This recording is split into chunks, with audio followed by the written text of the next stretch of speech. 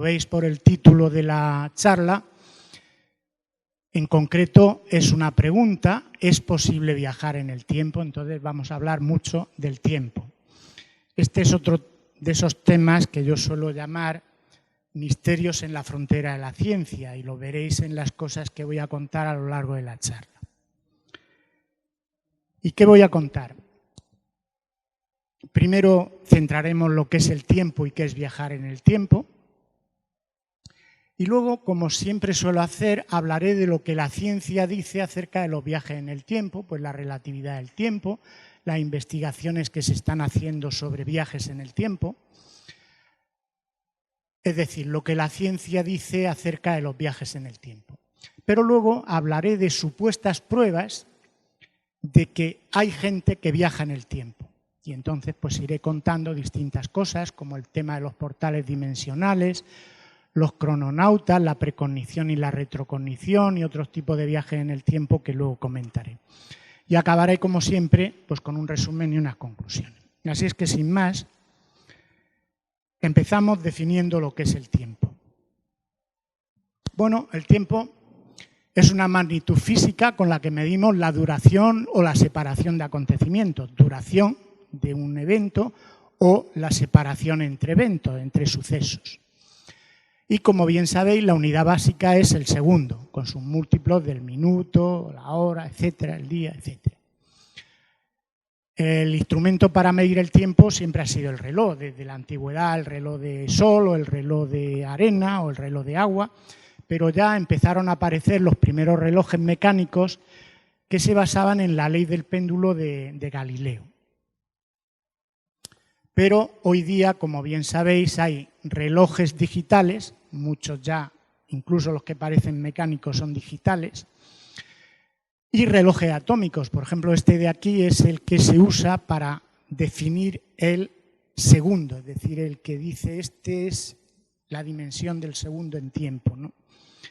Que está basado en la resonancia del cesio 133.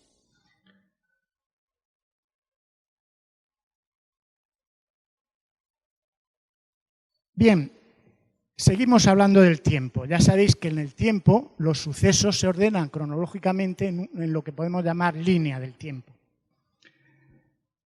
La línea del tiempo pues tiene su pasado, su presente y su futuro. Lo que ha ocurrido, lo que está ocurriendo y lo que ocurrirá, bien previsto o imprevisto. Pero los humanos tenemos muy claro esto de que el tiempo se va y se va y se va. Lo tenemos clarísimo, y más muchos de los que estamos aquí por la edad que tenemos. Efectivamente, la línea del tiempo, los humanos la apreciamos muy bien desde el nacimiento hasta la vejez y la muerte. Es el ciclo de nuestra vida regido por el tiempo. De hecho, se dice que hay una flecha del tiempo, hay varias flechas del tiempo. En el informe que os mandaré por email, pues hay más flechas del tiempo que podréis ver. Pero ya la vida humana tiene una flecha del tiempo desde el nacimiento hasta el fallecimiento. Antes de Einstein, luego hablaré de Einstein mucho más en detalle, el tiempo era el tiempo de Isaac Newton. Newton definió el tiempo en el siglo XVII y el tiempo que él definió podríamos decir que es el tiempo del sentido común, de nuestro sentido común como humanos. Porque él decía que solo hay un tiempo que es absoluto y universal. ¿Y qué quería decir con esto de absoluto y universal? Pues primero decía que el tiempo no puede ser afectado por nada. Es siempre igual, un segundo es un segundo, y además un segundo es un segundo aquí en la Tierra o en cualquier lugar del universo. Eso es a lo que se refería que era universal. Pero además siempre fluye a un ritmo uniforme, segundo tras segundo, tal y conforme lo conocemos en la Tierra. Y no importa si estamos parados o nos movemos. Es decir, el tiempo es una cosa absoluta que está en todo el universo idéntico, igual que lo tenemos en la Tierra. Eso es lo que decía Newton en el siglo XVII. Y vuelvo a decir, es el tiempo que nosotros notamos, el que está transcurriendo en nuestras vidas es el tiempo de Newton. Vamos a seguir con definiciones y vamos a ver qué es viajar en el tiempo. Bueno, Supuestamente viajar en el tiempo implica visitar el mundo del pasado o del futuro. Es decir, ir al pasado o ir al futuro. Pero claro, si vamos al pasado o al futuro, podríamos hacerlo de dos formas distintas. La primera, solo veríamos lo que ocurre. Bien, si hemos ido al pasado, lo que ocurre en el pasado, hemos ido a la época de los romanos y vemos cómo viven los romanos, pero bueno, lo vemos y nos volvemos tan panchos. No podemos interaccionar. La segunda forma sí, es que sí podemos interaccionar y podemos ir a la época de los romanos y montar la Marimorena y cargarnos a Julio César, por poner un ejemplo, ¿no? Es decir, podríamos cambiar la historia. Es decir, habría dos formas de comportarnos cuando viajamos en el tiempo, tanto al futuro como al pasado. Desde luego, los viajes en el tiempo en la ciencia ficción han sido muy socorridos. En las novelas ha habido montones. La primera que se empezó a conocer mundialmente fue la de este autor británico, H.G. Wells, que escribió La máquina del tiempo, fijaros, en 1895. Y su protagonista viajaba al año, fijaros, 802.701, es decir, 800.000 años por delante de nuestra época actual. Esta novela se plasmó en varias películas. La más conocida, que fue la primera, fue de 1960. La titulamos en España El tiempo en sus manos, pero en inglés era The Time Machine, el título de la novela, ¿no? Esta película estaba protagonizada por el actor Rod Taylor. Y estaba bien, estaba bien. Y como digo, las películas, hay montones de películas. Y ahora de series de televisión es rara la que no mete algo de viajes en el tiempo, rara. En películas pues hay famosas, El planeta de los simios, Interestelar, Contact, esta de Stargate, de la antigua civilización egipcia, Regreso al futuro, esto es El final de la cuenta atrás. Esta a mí me parece que tiene una trama muy bien conseguida. Es un portaaviones que hace un viaje en el tiempo con todo lo que lleva dentro. Claro. A mí me parece que está bien ideada. Pero ¿qué haríamos si pudiéramos fabricar una máquina para viajar en el tiempo? Una máquina como esta. Esta es la de la película esta del tiempo en sus manos, del Rod Taylor. Porque esta es una máquina que tiene un dial para poner tú y dices, quiero viajar al 2500, julio, día 3, hora tal. Y entonces le daba la palanca y se iba al 2500, julio, día 1. O decía, no, quiero viajar al 1203, a agosto del 1203. Y le daba la palanca y viajaba al pasado. Es decir, esa es la máquina del tiempo perfecta, la que quisiéramos. ¿Por qué? Porque podríamos ir al futuro y conocer el mundo del año 2500, por ejemplo, pero fijaros, y volver después al presente con un remedio para el cáncer, porque se supone en el 2500 a lo mejor ya hay un remedio para el cáncer. Entonces ya empezamos con los problemas. ¿Quién inventó el remedio para el cáncer? ¿El que viajó en el tiempo, volvió y dijo, oye, que esto se cura de esta forma? ¿O los que lo inventaron en el 2400, por ejemplo? Pues ahí empezamos con problemas. O podríamos regresar al pasado y asesinar a Hitler evitando la Segunda Guerra Mundial. ¿Por qué no? Es decir, los viajes al futuro, al pasado, si pudiéramos interaccionar, es decir, cambiar cosas, podríamos ocasionar alteraciones históricas dando lugar a paradojas de difícil resolución. Porque, por ejemplo, la típica paradoja cuando se habla de viajes del tiempo, ¿qué pasaría si en un viaje al pasado matáramos a nuestra abuela antes de que ésta diera luz a nuestra madre? Pues nosotros no hubiéramos nacido. Y si no nacemos, no podemos viajar al pasado, con lo cual esto es una paradoja que no tiene solución ninguna. O yo viajo al pasado y me suicido, con lo cual, pues dices, pues esto no puede ser, porque si me he suicidado no puedo estar y viajar al pasado, ¿no? Es decir, esto es una paradoja solo si hay libre albedrío para interaccionar. Si solo vemos, si solo observamos, pues bueno, no pasa nada, pero como nos dejen interaccionar, porque tenemos libre albedrío para cambiar cosas, pues esto crea problemas de cambios en el curso de la historia. Y de hecho, a esto le preocupaba muchísimo a Stephen Hawking y propuso una hipótesis de protección cronológica, que llamó él, según la cual él decía la naturaleza encontrará siempre un modo de impedir el viaje al pasado o de permitir el viaje, pero sin libre albedrío, es decir, solo observar lo que allí ocurre, tanto en el pasado como en el presente. Y él estaba empeñado en que aquello no se podía hacer, no se podía viajar ni al pasado ni al futuro por estas paradojas. Bueno, en definitiva, aunque los viajes en el tiempo se puedan realizar, pueden ocasionar paradojas que parecen irresolubles y esto todavía no está pillado por la ciencia. Bien, pues hemos hablado del tiempo y de qué es viajar en el tiempo. Vamos a meternos ya en qué dice la ciencia sobre los viajes en el tiempo. Y empezamos pues, a hablar sobre la relatividad del tiempo. Bueno, sabéis que la teoría general de la relatividad de Einstein afirma que el tiempo no es independiente del espacio. El espacio-tiempo, fijaros, espacio-tiempo, ya no es espacio y tiempo por separado, espacio-tiempo, tiene 4 dimensiones, las 3 del espacio más una temporal, pero van una conjuntamente con las otras 3. Pero además la teoría de la relatividad dice que la masa deforma el espacio-tiempo, esa malla extraña del espacio-tiempo, como esta imagen que veis aquí, curvándolo, y su efecto es la gravedad. Son los resultados de la teoría de la relatividad. ¿Pero qué dice más la teoría de la relatividad de Einstein? Pues lo primero que dijo, lógicamente, es que el tiempo ya no es absoluto y universal como decía Newton. No lo es. El tiempo es relativo. ¿Y de qué depende la relatividad del tiempo? Pues, por ejemplo, depende de la velocidad a la que el observador se mueve.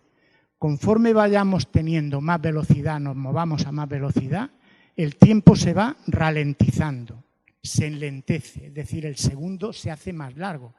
Y ocurre con los relojes, es decir, no es que sea una idea nuestra, no, los relojes van más lentos. El tiempo se ralentiza. Pero también el tiempo depende de la gravedad. A mayor gravedad, más se ralentiza o dilata. Ahora veremos algún ejemplo. Y también decía la teoría de la relatividad que la velocidad de la luz en el vacío, la c minúscula famosa, es fija de 300.000 kilómetros por segundo. Y ningún objeto ni partícula la puede superar en nuestro universo. Es lo que dice la teoría, hoy por hoy. Decíamos que la velocidad ralentiza, enlentece el tiempo. Por ejemplo, si una nave interplanetaria de estas viajara al 50% de la velocidad de la luz, claro, es una velocidad a 150.000 kilómetros por segundo, una velocidad bestial. Pero a esa velocidad el tiempo se ralentiza un 15% respecto al de la Tierra. 15% pues no es mucho. Aquí tenéis esta tabla, aquí está la relación entre la velocidad de la nave y la velocidad de la luz y los años que transcurren en la Tierra por cada año de viaje en la nave. Claro, si vamos al 50% de la luz, pues solo es un 15% más los años que transcurren en la Tierra con respecto a la nave, ¿no? Pero si fuéramos al 99% de la velocidad de la luz, un año de viaje en la nave serían 7 años en la Tierra. Bueno, pues ya son más años en la Tierra. Pero si fuéramos al 99,9, un año de viaje en la nave serían 22 años en la Tierra. Es decir, pasarían 22 años en la Tierra mientras nosotros nos ha pasado un año viajando. Y al 99,99% de la velocidad de la luz, un año de viaje en esa nave supondría 223 años en la Tierra. Es decir, habrían ocurrido montones de cosas en la Tierra mientras para nosotros hubiera transcurrido solo uno. Porque si se alcanzara la velocidad de la luz, ya he dicho que la teoría de la relatividad dice que ese es el límite, pero si se alcanzara, el tiempo se detiene. Es decir, el reloj se para. Los relojes se paran, pero parados. Ahora yo me pregunto, el concepto de eternidad de las religiones y todo esto, porque a lo mejor resulta que van los tiros enganchados con este tipo de cosas. Pero bueno, es una pregunta que ahí queda. Ya decía también que la fuerza de la gravedad también deforma el tiempo. Cuanto más fuerte sea la gravedad, mayor será la ralentización del tiempo que produzca. Por ejemplo, si nos vamos a Júpiter, que tiene más gravedad que la Tierra, pues allí vamos envejeciendo mucho más lentamente que en la Tierra, porque tiene más gravedad y por tanto el tiempo va más lento, los relojes van más lentos. O vivir, si pudiéramos, en una estrella de neutrones, estas estrellas pequeñitas hechas solo de neutrones, pues 7 años en una estrella serían 10 años en la Tierra. Bueno, la gravedad, como veis, tampoco afecta demasiado a los años transcurridos, ¿no? Pero ¿y si pudiéramos vivir en un agujero negro? Hoy por hoy parece que es imposible. Pues si pudiéramos vivir en un agujero negro no envejeceríamos, seríamos eternos. El tiempo se detiene, porque la gravedad en un agujero negro es infinita, supuestamente. Con lo cual, pues oye, llegamos allí y ya no envejecemos ni se nos ponen blancos los pelos ni nada, perfectos. Seríamos eternos. ¿Concepto de eternidad de la religión? Pues vuelvo a dejar ahí esa pregunta. Porque si el tiempo, según la teoría de la relatividad, nos parece incomprensible, esto que se dilata con la velocidad y con la gravedad, esto es una locura. O sea, cualquiera que se ponga a pensar racionalmente dice, esto es una locura. Pues es que para la física cuántica, para el mundo de las partículas atómicas, es aún más loco. Por ejemplo, el tiempo en el mundo de las partículas atómicas va tanto hacia adelante como hacia atrás. Pues esto, claro, nos choca tremendamente. Los sistemas cuánticos, las partículas atómicas, contienen información tanto del futuro como del pasado. Fijaros, lo que supone que el futuro puede influir en el pasado. Podemos cambiar el pasado. Y esto se han hecho muchos experimentos, o sea que esto está perfectamente sabido.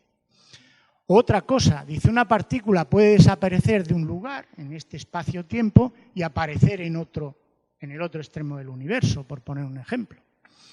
O lo de dos partículas entrelazadas cuánticamente, son esas dos partículas que se tocan, una se va para un lado del universo y la otra se va para el otro lado del universo, siguen interconectadas, entrelazadas, de forma que si yo afecto a una, a de este extremo, la otra se entera instantáneamente. ¿Cómo se comunican? Sigue siendo un misterio. Desde luego, a muchísima más velocidad que la de la luz, con diferencia. Con lo cual, claramente están fuera del espacio-tiempo. No se rigen por las leyes de la relatividad y del espacio-tiempo. El mundo de las partículas atómicas vive una vida muy diferente del mundo de la relatividad. Y de hecho, bien sabéis que el mundo de la mecánica cuántica y el de la relatividad no se han encontrado ni se encuentran. Sigue siendo incompatibles uno con otro. Bueno, en definitiva, es un misterio que nuestra mente diferencie entre pasado, presente y futuro si para la física no es así. Einstein ya decía, la diferencia entre pasado, presente y futuro es solo una ilusión, por persistente que sea, porque claro, para nosotros está muy claro el pasado, el presente y el futuro. Pero él decía que eso era una ilusión, que realmente no hay pasado, ni presente, ni futuro. Bien, hemos visto la relatividad del tiempo, vamos a ver investigaciones científicas, normalmente de físicos, sobre viajes en el tiempo. Desde luego, viajar en el tiempo ya es un tema que está en la discusión de muchos físicos teóricos. Están viendo a ver qué se puede hacer para viajar en el tiempo. Y ya hay físicos que han desarrollado modelos teóricos de hipotéticas máquinas para realizar viajes en el tiempo. Aunque, como yo decía antes, no todos están de acuerdo en esto. Ya Stephen Hawking decía, cuidado, que cambiamos la historia y esto no lo puede permitir el universo ni nadie. Esto no es por esas paradojas que planteaba, que comentaba antes. Pero hoy día, aunque pudieran ser altamente improbables, los físicos no ven ninguna ley en la física que diga que no sea posible viajar en el tiempo ni al pasado, ni al pasado, ni al futuro. No hay ninguna ley de la física que diga que eso es imposible. Es decir, según la física sí que es posible viajar al pasado o al futuro. Y vamos a ver qué hacen en el tema de viajar al futuro, qué investigaciones están haciendo. Bueno, una forma de viajar al futuro es moviéndonos a grandes velocidades cercanas a la de la luz. Ya Einstein ya ponía la famosa paradoja de sus hermanos gemelos, ¿no?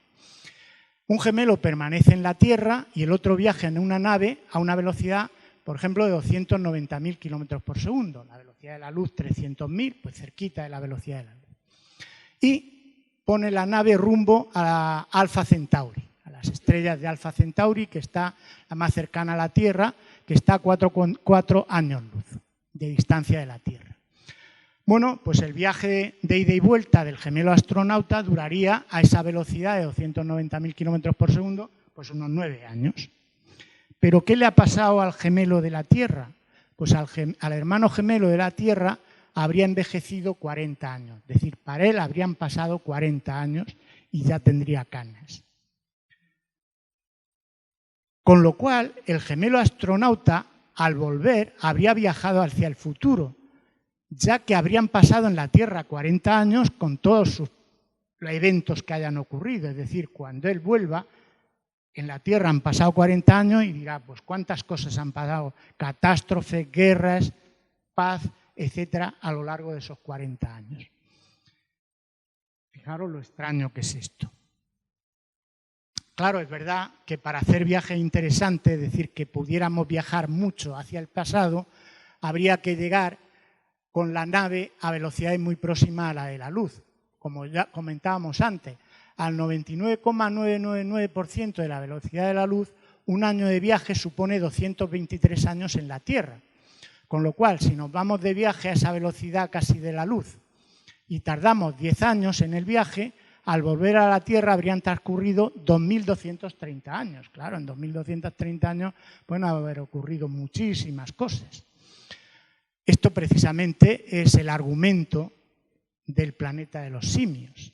Los que la hayáis visto recordaréis de qué va. Y además, aproximadamente estos son los años que al volver los del planeta de los simios en su nave han transcurrido en la Tierra.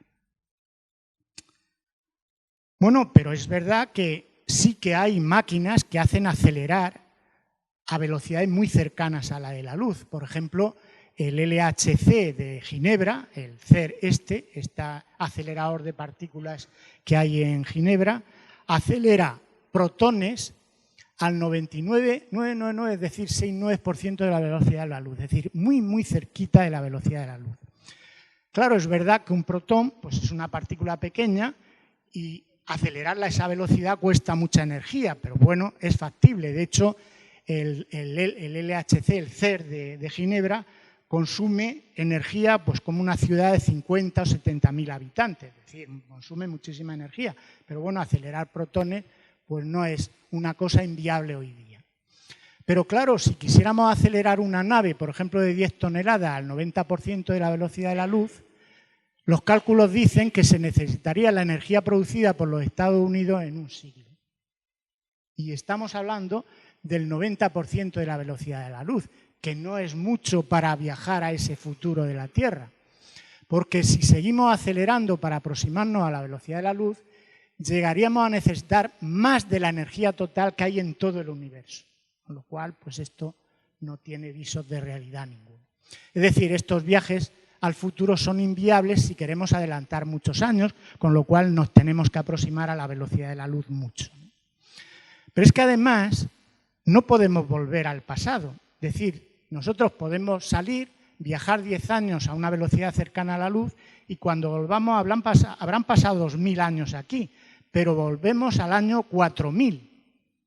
Ya no volvemos al año 2019 y es imposible que volvamos al 2019, con lo cual no podemos contar a los del 2019 nada. Es decir, no podemos volver a nuestro pasado. En definitiva, hoy por hoy no tenemos ninguna solución para viajar al futuro y volver. No hay ninguna solución desde el punto de vista de la física. Vamos a ver qué se cuece en el tema de investigación en viajar al pasado. Bueno, la teoría de la relatividad dice que la luz, la velocidad de la luz es de 300.000 kilómetros por segundo en el vacío. Con lo cual, al observar las estrellas que vemos en el cielo, no las vemos como son ahora. Las vemos como eran hace cientos, miles o millones de años cuando emitieron la luz que nos llega ahora. Por poner un ejemplo, el Sol, la luz del Sol tarda en llegar a nosotros 8 minutos y pico. Con lo cual, lo que nos está llegando salió del Sol hace 8 minutos. El Sol puede haber explotado y no nos enteraremos hasta dentro de 8 minutos. O este ejemplo, dice, si vemos con un telescopio la galaxia de Andrómeda a 2 millones de años luz de nosotros, observamos la luz que partió de dicha galaxia cuando en la Tierra apareció el Homo erectus, que apareció hace unos 2 millones de años. Es decir, estamos viendo la galaxia hace 2 millones de años y no tenemos ni puñetera idea de cómo es ahora la galaxia. Puede haber explotado o haberse convertido en ceniza o Dios sabe qué, porque lo que vemos ha ocurrido hace 2 millones de años.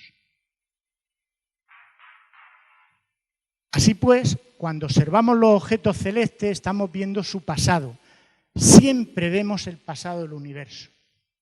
De hecho, yo os estoy viendo desde aquí y yo os veo unos nanosegundos más viejos, en el sentido de que ha tardado unos nanosegundos la luz, que también es verdad.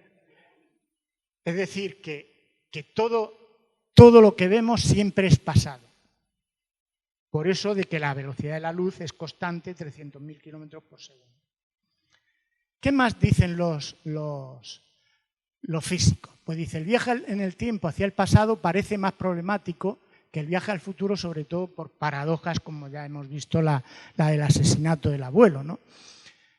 No obstante, los físicos se ponen, y son físicos teóricos, se ponen en sus papeles a poner ecuaciones y a definir cosas, definir teorías teóricas, máquinas para viajar en el tiempo. Por ejemplo, en los 70, Frank Tipler, de la Universidad de Tulane, que está en Nueva Orleans, calculó, fijaros, que un cilindro muy pesado, todo esto en ecuaciones y con sus cálculos perfectos, un cilindro muy pesado, infinitamente largo, que girara a velocidad cercana de la luz, permitiría que los astronautas viajasen al pasado. Fijaros los requerimientos que tiene esto. Pero es que en los 90, este hombre, Richard Gott, de la Universidad de Princeton, dijo que con las cuerdas cósmicas, esas cuerdas cósmicas son unas supuestas estructuras que nacieron en el Big Bang y que deben estar por ahí, pero son microscópicas y no se han detectado, pero los físicos dicen que deben existir, que la teoría dice que deben estar.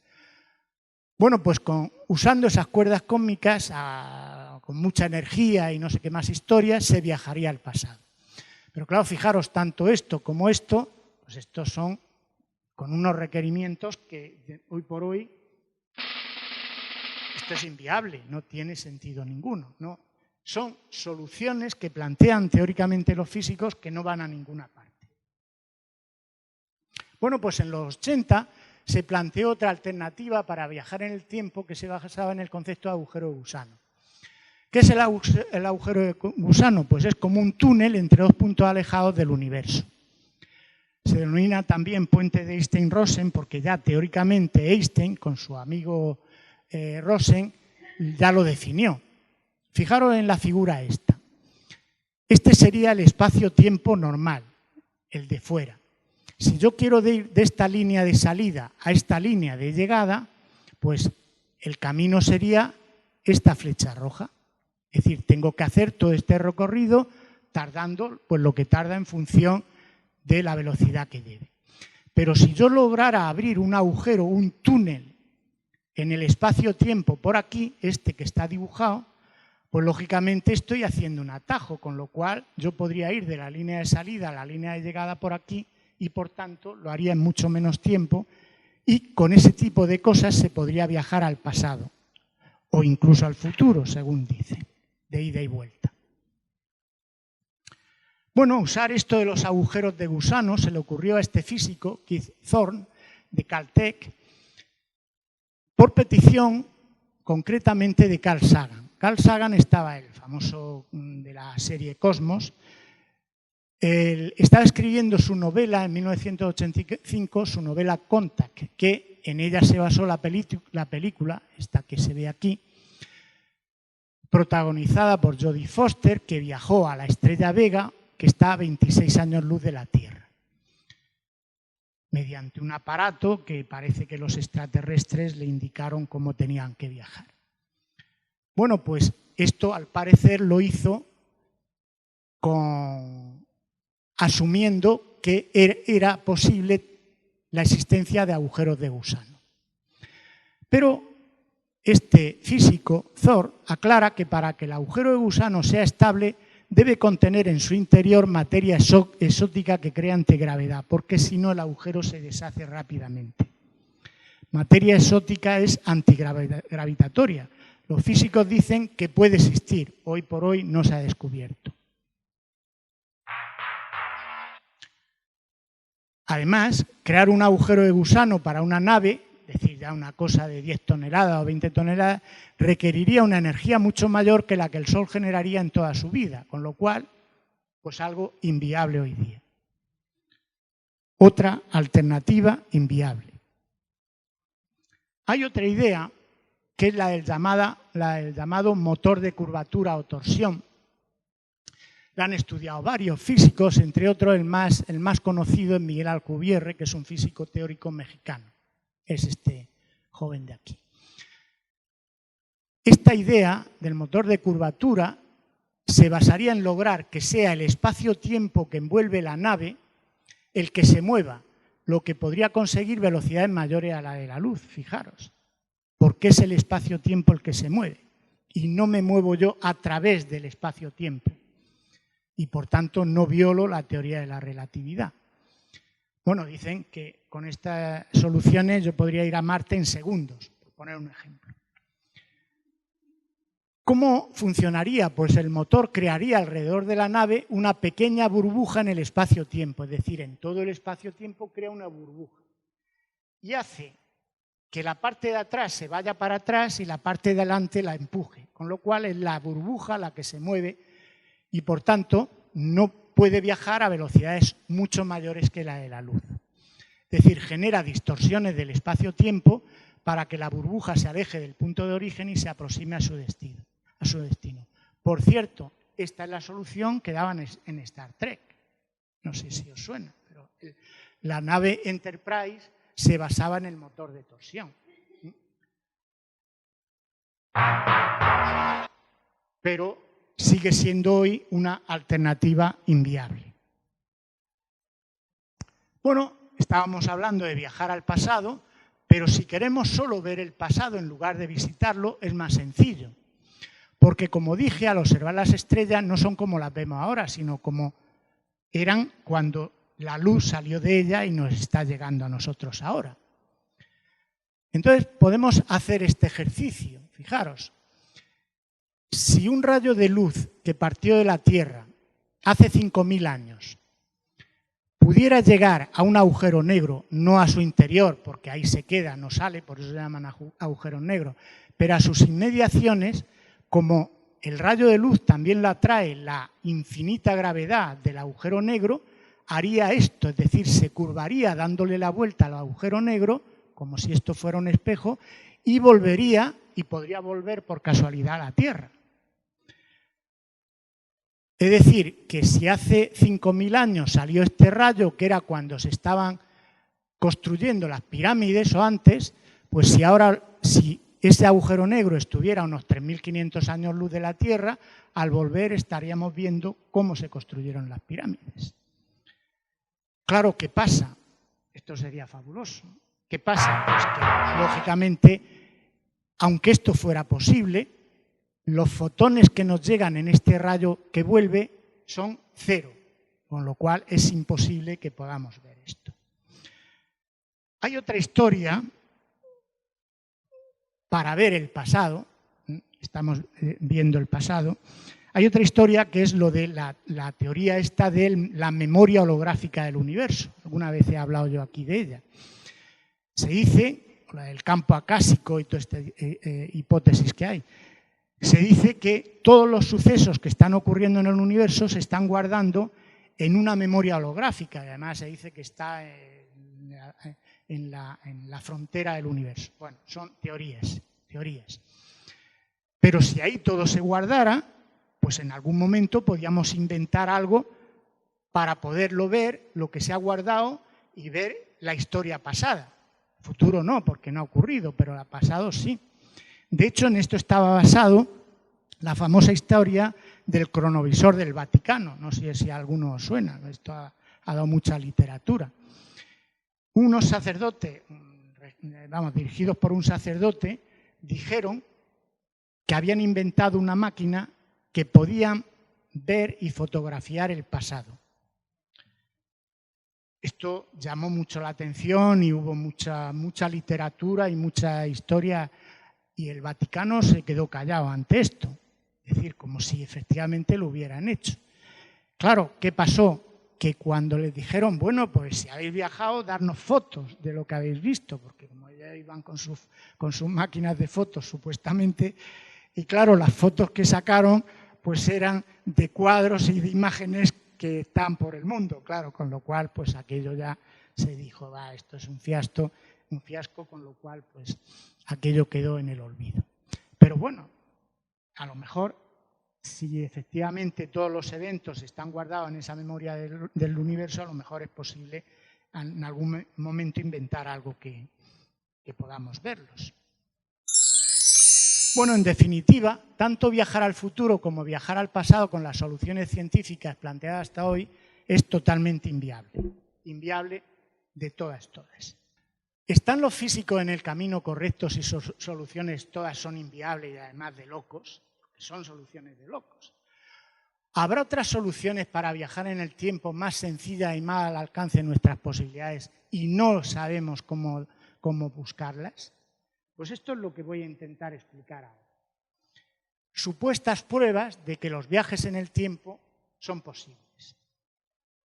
¿Y de qué voy a hablar? Ya he dicho que todas las alternativas que plantean los físicos son inviables, pero quizás haya pruebas de que sí se pueda viajar en el tiempo.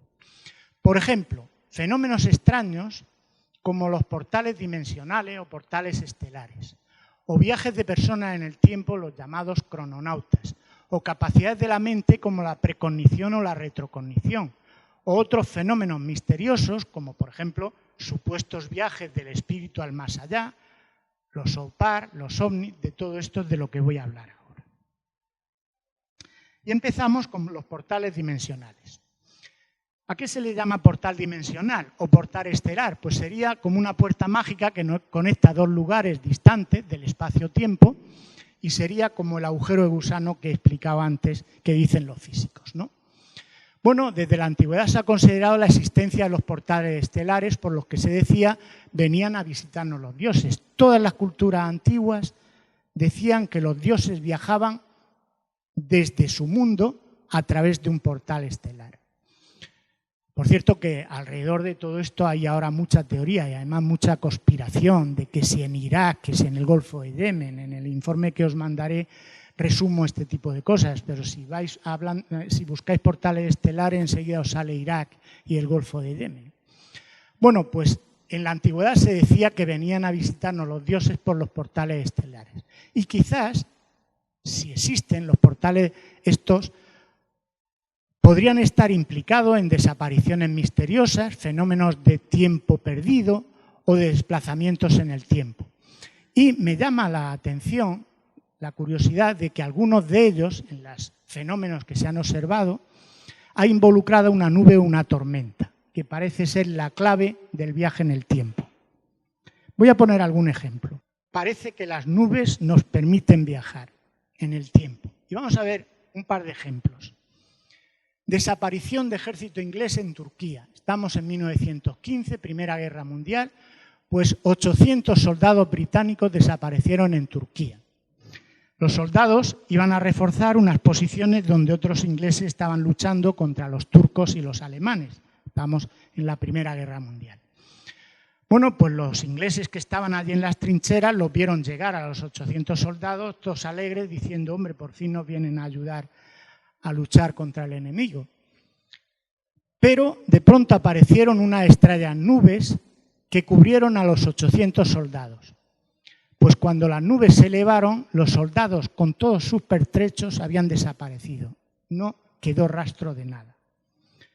Bueno, entraron en un portal dimensional y se fueron a otro espacio-tiempo. ¿La nube fue lo que detonó aquello? Bueno, puede ser.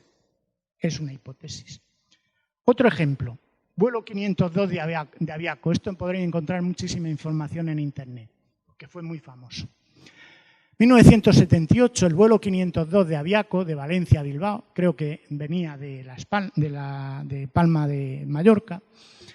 Bueno, pues este iba a Bilbao, pero al llegar a Bilbao el aeropuerto estaba con niebla y entonces le dijeron, tiene que desviarse a Santander.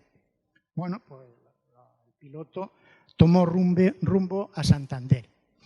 Bueno, pues cuando ya iban hacia Santander, el avión entró en una nube lenticular como esta y resplandeciente. Aquí no se ven los resplandores rojos en la figura, pero tiene resplandores rojos.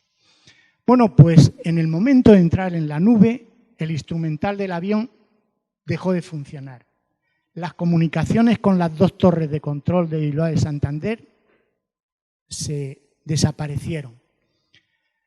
Y los radares de tierra dejaron de detectarlos, tanto los de Santander como los de Bilbao. Es decir, el avión había desaparecido. Claro, los de las torres de control pensando que se habría estrellado. Bueno, pues al pasar la nube, todo volvió a la normalidad, en el sentido que el instrumental empezó a funcionar, la comunicación con tierra también, y los radares empezaron a detectarlos. Pero ocurrieron cosas curiosas, y es que el registro de la distancia recorrida en el avión era el mismo que al entrar en la nube, como si el avión se hubiera parado en mitad de la nube y no hubiera seguido andando. Pero es que además cuando aterrizaron en Santander habían transcurrido 32 minutos, 17 más de lo programado para ir de Bilbao a Santander. Como si durante 17 minutos la nube actuara como un portal dimensional y el avión hubiera viajado a otro espacio-tiempo, con lo cual se fue a otro espacio-tiempo y por tanto ya no estaba en la Tierra, no lo detectaban los radares, no existía el avión, desapareció y además allí se pasó 17 minutos y al volver sus 17 minutos habían pasado, ¿no? Bueno, pues ese es otro ejemplo curioso. Los pasajeros no se enteraron porque, claro, ellos, todo lo que ocurría en el avión lo sabían los pilotos. Los pasajeros ya sabéis que no se enteran de nada nunca. Portales dimensionales de la antigüedad. De esto, en el informe que os mandaré, hay bastante más ejemplos. Aquí solo voy a poner uno. Cerca del lago Titicaca, en Perú, se descubrió a finales de los 90 lo que se llama el portal de Ayumarca o Aramumuro. Fijaros que es tallado en la montaña, pues un frontal de 7 por 7 metros con una puerta, pero que no da a ninguna parte. Allí detrás está la piedra. Bueno, pues los nativos, la leyenda de los nativos afirmaba que era la puerta de entrada a la ciudad de los dioses. Por eso de que los dioses venían de su mundo a través de portales dimensionales. Según los chamanes del lago Titicaca, en el siglo XVI, plena conquista, un sacerdote inca llamado Aramumuro, por eso también se llama portal de Aramumuro, para evitar que un disco de oro supuestamente creado por los dioses cayera en manos de los conquistadores que lo iban persiguiendo, atravesó el misterioso portal, es decir, se metió aquí y desapareció, viajando supuestamente a otra dimensión, al mundo de los dioses. Esto es una leyenda, pero como esto hay muchísimas leyendas que hablan de este tipo de cosas. Hemos visto portales dimensionales, vamos a ver crononauta o viajero en el tiempo. Y aquí pondré otro par de ejemplos. Los aviones fantasmas de Hamburgo, en este caso era ver el futuro. 1932, un periodista alemán, Bernhard Hütten, y un fotógrafo, Joachim Brandt, visitan el astillero de Hamburgo para un reportaje. Estamos hablando de 1932. Iban a hacer un reportaje periodístico pues, con sus fotos. Bueno, pues cuando salían que ya habían hecho el reportaje, vieron un montón de aviones de guerra, las bombas explotaban a su alrededor, destruyendo edificios, pero a ellos no les afectaba, es decir, todo estaba ocurriendo y lo estaban viendo los dos, todo a su alrededor, aquello caían bombas, los edificios se caían, explotaban y ellos solo veían. Bueno, pues dio la casualidad, claro, ellos salieron de allí aterrorizados e intrigados de qué es lo que había pasado, los dos, porque lo veían los dos. Bueno, pues uno de ellos, el periodista, se mudó a Londres al empezar la Segunda Guerra Mundial y en 1943 leyó un artículo en el periódico que narraba el ataque aéreo de la RAF sobre Hamburgo, que destrozó totalmente Hamburgo, incluidos los astilleros, claro. Las fotos que él veía en ese artículo eran de los mismos ataques y los mismos aviones que él había visto 11 años antes. Es decir, que de alguna forma en 1932 ellos vieron el futuro de lo que iba a ocurrir en Hamburgo en plena Guerra Mundial, Segunda Guerra Mundial. En ese caso solo veían, pero este caso es mucho más curioso. En 1973, esta persona, Squirrel, entra en una papelería en la ciudad de Great Yarmouth, en Inglaterra. Iba a comprar sellos. Claro, al entrar la tienda le pareció muy antigua. Y digo, qué raro, que tiene pinta del siglo pasado. Pero bueno, el hombre entró, pidió 3 docenas de sellos, la dependienta, que iba vestida con un vestido de principios del siglo, sacó las ristras de sello y le dio su precio. Claro, él, como la tienda parecía antigua, pues dijo, pues esta se ha vestido a juego con la tienda. Pero le dio los sellos. Claro, le dijo, los sellos valen tanto. Y el hombre dijo, ¿cómo? ¿Tampoco? Sí, ese es su precio. Bueno, pues el hombre se fue, pero claro, se fue mosqueado, con lo cual cuando volvió a las 3 semanas, al entrar a la tienda, vio que era una tienda normal, moderna, de esos años 70, la dependienta iba vestida normal y era una tienda normal y corriente. Pero claro, la dependienta le dijo que ella llevaba allí un montón de años en esa tienda. Pues cuando investigó los sellos comprados, los que le había dado la supuesta tendera antigua era de hacía 50 años y los tenía en sus manos. Tenía una prueba de que había visitado supuestamente el pasado. Bien, vamos ahora a hablar de precognición y retrocognición.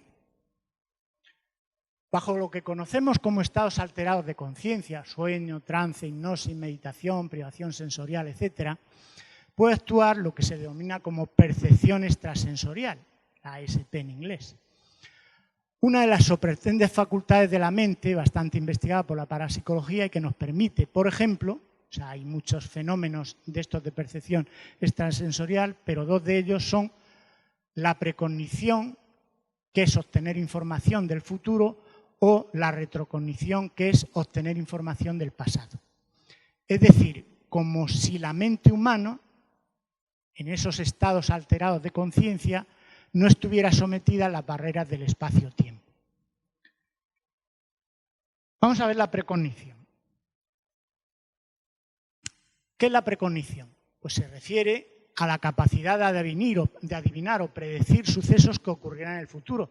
Sucesos que no podemos adivinar de forma lógica. Dice, pues va a ocurrir esto porque va a ocurrir esto por esto, esto y esto. Es decir, no se puede deducir por razonamiento lógico.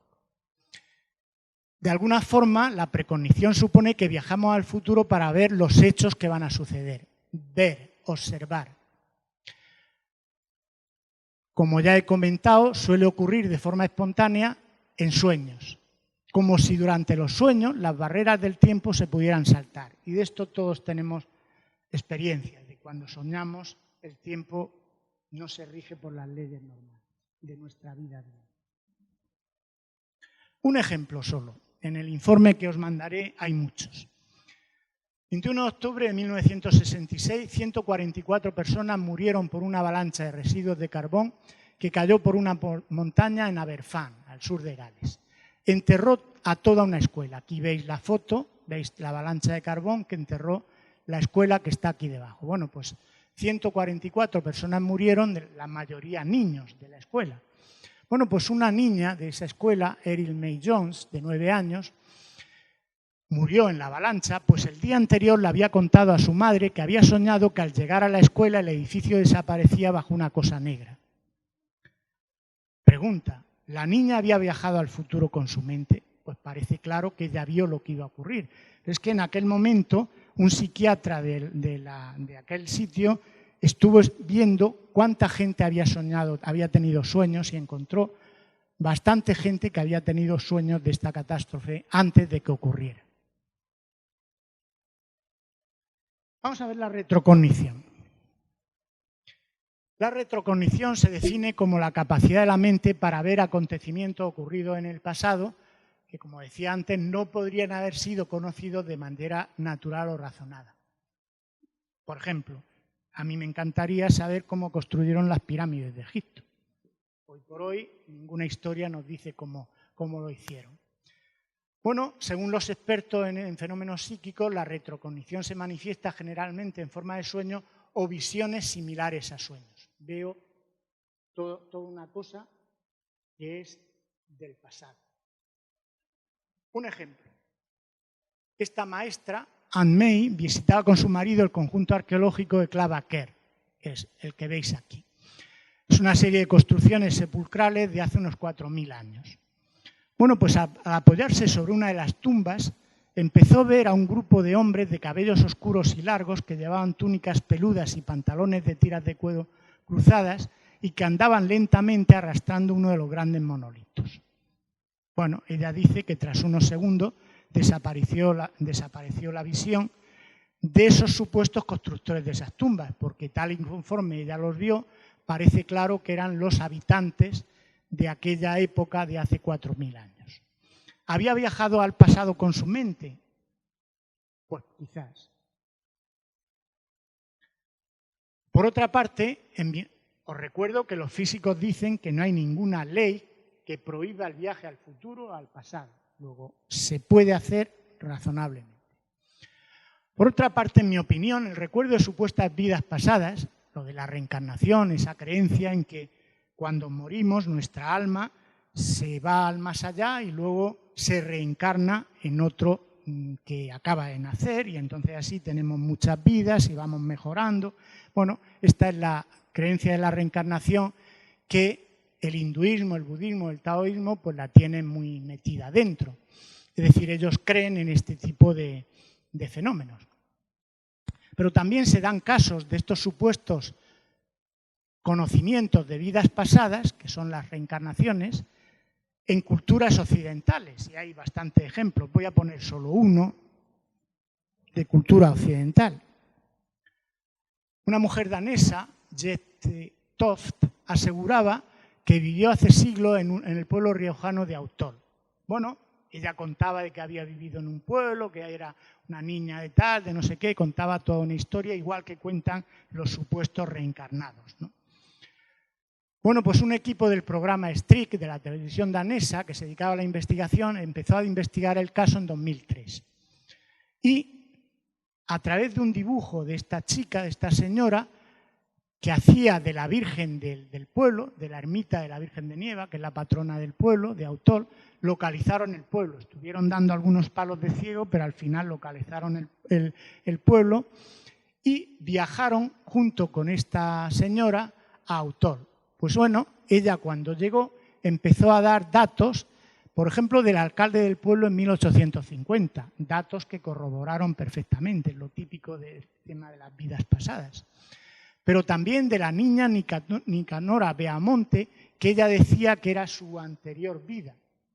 Estuvieron investigando y efectivamente había vivido en el pueblo por esa época de 1850, etcétera, etcétera. Es decir, que en efecto parece como si el espíritu, el alma de aquella niña Nicanora se hubiera reencarnado después de morir en esta otra mujer danesa, ¿no? Pero claro, está la creencia de la reencarnación de las culturas que creen en ella. Pero claro, podría haber otra explicación, y es que su mente podría haber retrocedido en el tiempo, sintonizar con la vida de esa chica del pueblo de La Rioja, y la asumió como era una niña, la asumió como suya y así pues creció con esos recuerdos de esa vida. Pero podría ser la retrocognición también. En resumen, todo parece indicar que la mente humana puede superar las barreras del espacio-tiempo, pudiendo ver, observar acontecimientos del pasado o del futuro. Vamos a ver otros tipos de viajes en el tiempo, curiosos. Bueno, son fenómenos como, por ejemplo, viajes al más allá del alma o del espíritu, los OOPAR, objetos fuera de su tiempo, los OVNI. Vamos a ver cada uno de ellos. Viajes al más allá. ¿Por qué no puede ser un viaje en el tiempo, al espacio-tiempo en otra dimensión? Y estamos pensando que es el cielo o lo que nos dicen las religiones. Por cierto, que en la película Contact incluyen esto en la trama. Es decir, la protagonista, cuando viaja a la estrella Vega, se encuentra a su padre fallecido. El más allá estaba en la estrella Vega, supuestamente. Bueno, pues existen fenómenos que parecen probar que existe un supuesto espíritu que acompaña a nuestro cuerpo físico y que puede viajar a un mundo que denominamos el más allá. Más allá, el cielo, el infierno, el más allá. Bueno, estos fenómenos hay ejemplos pues, como la experiencia cercana a la muerte, relatos que cuentan personas que han estado clínicamente muertas y que han sobrevivido, y que dicen que han salido del cuerpo, han visto todo lo que había alrededor, en el quirófano, en el accidente, en lo que fuera, que luego se han ido a otro mundo luminoso y estupendo, donde han encontrado a familiares fallecidos, amigos fallecidos, etcétera, y luego han vuelto a su cuerpo. Es decir, ¿han viajado al más allá?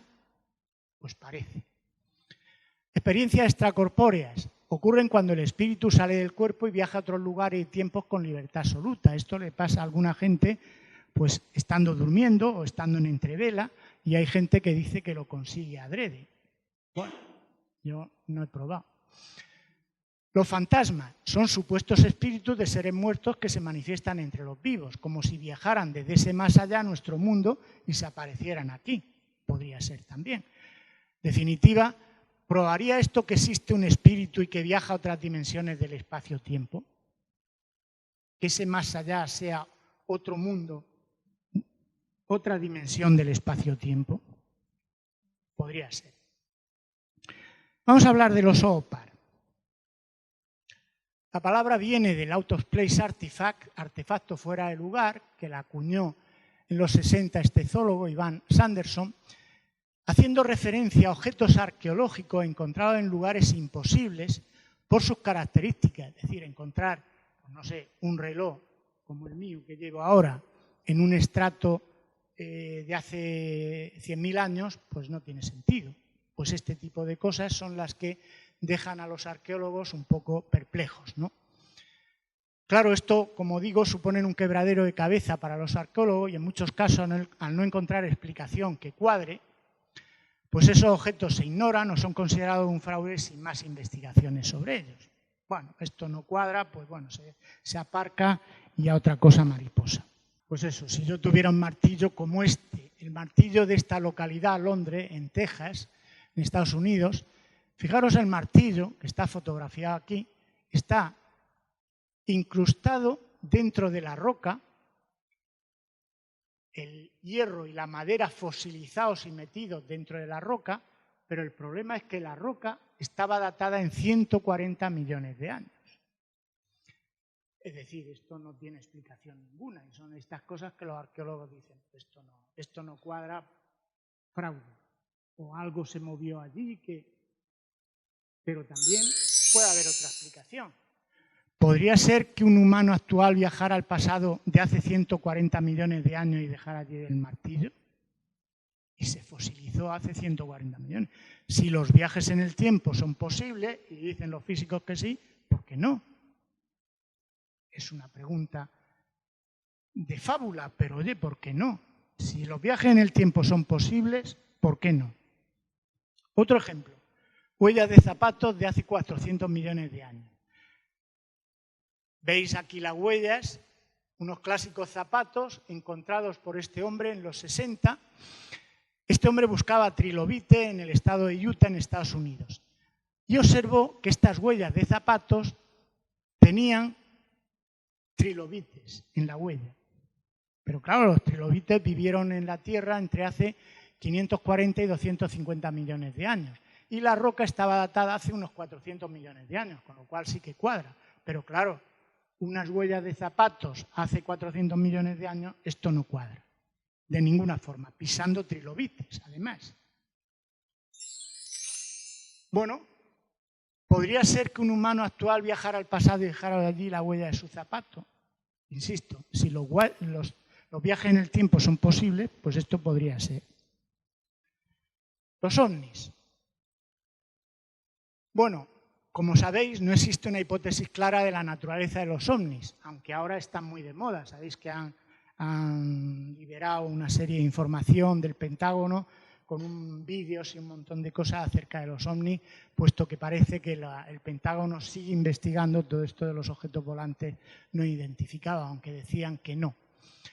Bueno, desde luego parece que son objetos artificiales y controlados, que a veces son detectados por los radares, y además los radares revelan que su tecnología supera en mucho a la nuestra. Por eso, muchos dicen que son extraterrestres de una civilización que ha viajado a la Tierra muy avanzada, ¿no? Entre sus capacidades de los ovnis está el vuelo silencioso y estacionario, aceleración y recorridos que contradicen las leyes de la inercia. Por ejemplo, van a toda pastilla y de pronto, ¡plum!, se paran en seco. O están parados en seco y ¡pum!, despegan a una velocidad de vértigo. Eso, las leyes de la inercia que conocemos, es imposible. Las leyes físicas que conocemos es imposible. Influyen en sistemas electrónicos de navegación o transmisión, bloqueo de los aviones, por ejemplo, bloqueo eléctrico, por ejemplo, se le paran los motores a los coches. Generan anomalías físicas a su alrededor, espaciales, temporales y gravitacionales. Hay casos que producen en los observadores algún tipo de viaje en el tiempo. A veces se materializan o se desvanecen ante los testigos, como si utilizaran puertas dimensionales.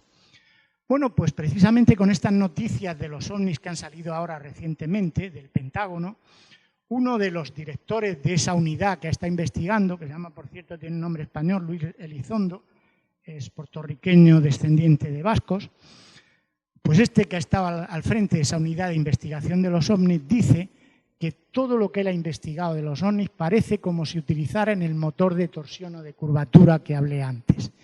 Ese que crea una burbuja de espacio-tiempo, con lo cual las leyes de la inercia para esos no valen, porque están dentro de otro espacio-tiempo. Y por tanto, aunque se muevan a velocidades superiores a la luz, ellos están dentro de su propio espacio-tiempo y no se rigen por la ley del espacio-tiempo que está externamente a ellos, ¿no? Pues este hombre dice eso, y es un investigador que ha estado como 7 u 8 años al frente de esa institución, vamos, de ese organismo que todo es secreto, claro. Pero claro, si no fueran extraterrestres, ¿podrían ser nuestros descendientes humanos que han avanzado tecnológicamente mucho y viajan del futuro al pasado?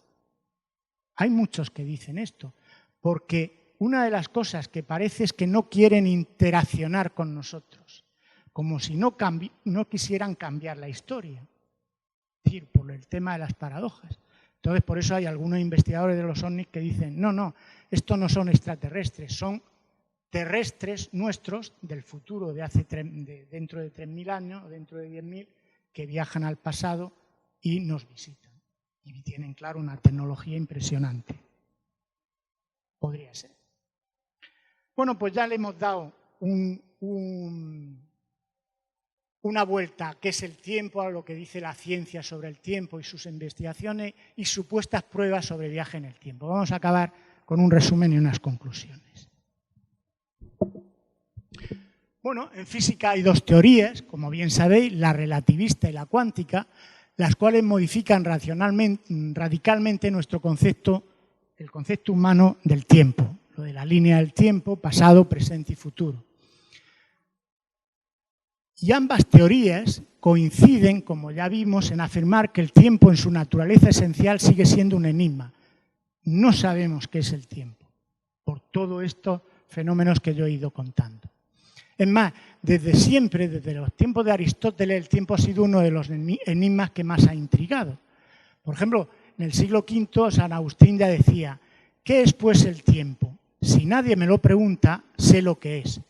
quiero explicarlo a quien me lo pregunta, entonces no lo sé. O sea, fijaros, ya San Agustín veía que esto del tiempo no está claro. Bueno, ya hemos visto que las teorías de Einstein abrieron las puertas a los viajes en el tiempo, al futuro y al pasado. Y como he comentado, aunque desde la física nada impide esa posibilidad de viajar al futuro o al pasado, nuestra tecnología actual está muy lejos, muy lejos de conseguir esos viajes. Son inviables. Pero además están repletos esos viajes de paradojas, como la famosa paradoja del asesinato del abuelo. Aquí tenéis un fotograma de la película Regreso al futuro, en que el protagonista intenta que sus padres se casen, que parece que no estaba muy clara la cosa, para que él pudiera nacer, claro, porque si no... Es decir, aún queda un largo camino para que la ciencia resuelva el enigma del tiempo. Hoy por hoy sigue siendo un misterio. Aunque hemos visto, hemos puesto ejemplos de acontecimientos extraños que parecen probar que hay accesos a otras dimensiones espaciotemporales. Los portales dimensionales, los crononautas, la retrocognición y la precognición, los supuestos viajes al más allá, supuestos OPAR, los ovnis, etcétera, que parecerían demostrar que nuestro cuerpo físico, nuestra mente, pudiera viajar en el espacio-tiempo.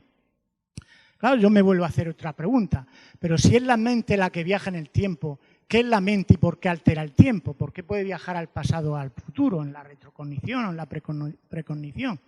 Porque si la mente es nuestro cerebro, nuestras neuronas, con su funcionamiento electroquímico, esto no tiene explicación. No tiene explicación de que esto sea posible.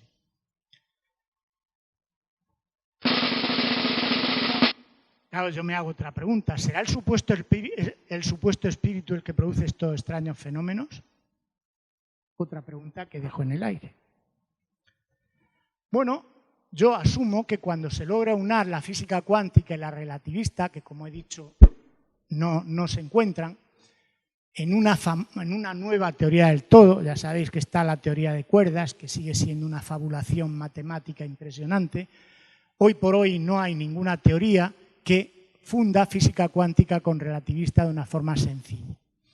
Pues bueno, yo supongo que cuando aparezca esa teoría tendremos un modelo más definitivo del tiempo y sepamos más acerca de su naturaleza, es decir, desvelemos el enigma del tiempo. Desde luego, la ciencia, pese a sus progresos, no ha logrado ofrecer todas las explicaciones de las cosas importantes del mundo que nos rodea. El universo, la vida y la conciencia, y he dado yo un par de charlas aquí sobre esto, siguen siendo un gran misterio para la ciencia. No sabemos de qué va esto. Bueno, pues ya decía Isaac Newton en el siglo XVII, lo que sabemos es una gota de agua, lo que ignoramos del océano. Pues hoy sigue siendo verdad. Conforme la ciencia va avanzando, el espectro que se abre es muchísimo mayor y los misterios que aparecen son muchísimo más de los que hemos ido desvelando hasta ahora. Algo básico. Algo que si lo entendiéramos, entenderíamos todo. Todo lo que es el universo, la vida, la conciencia. Es decir, algo que está básico en la base de nuestro universo, de todo lo que nos rodea. Entenderíamos todo, incluyendo lógicamente la naturaleza del tiempo y si es posible viajar en el tiempo, tal y conforme los físicos dicen. Pues con esto acabo. Muchas gracias.